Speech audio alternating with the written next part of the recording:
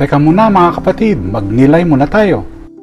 Sa aklat ni Prophet Isaiah, hinahamon tayo ng Diyos na mag-ayuno ng may tunay na pagbabago ng puso. Hindi lamang bilang panlabas na gawain, kundi bilang isang pagsasabuhay ng katarungan, kabutihan at pagmamalasakit sa kapwa. Sa Ebanghelyo ni Mateo, ipinaliwanag ni Jesus na ang tunay na pag-aayuno ay hindi lamang tungkol sa hindi pagkain, kung hindi paghahanda ng puso para sa presensya ng Diyos. Alam mo ba na ang pinakamahabang marathon sa paglalaro ng video games ay tumagal ng mahigit 35 hours? Isipin ang pagtitiis, focus at determination na kinakailangan upang magpatuloy sa kabila ng pagod. Hindi sumuko ang mga manlalaro dahil alam nilang may nais silang makamit. Ang pag-aayuno at pananalangin ay nangangailangan din ng parehong espiritual na pagtitiis. Hindi ito tungkol sa simpleng hindi pagkain, kung hindi sa patuloy na paglago sa ating ugnayan sa Diyos. Kahit kapag tayo ay pagod,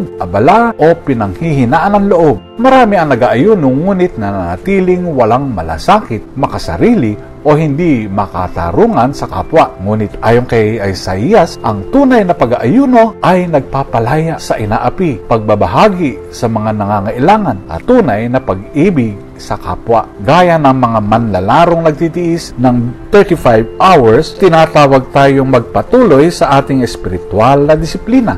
Hindi para sa world record, kundi para sa mas malalim na ugnayan sa Diyos. Pag-isipan po natin, tama ba ang aking layunin sa pag-aayuno? Ginagamit ba natin ang ating sakripisyo upang malapit tayo sa Diyos at makatulong sa iba?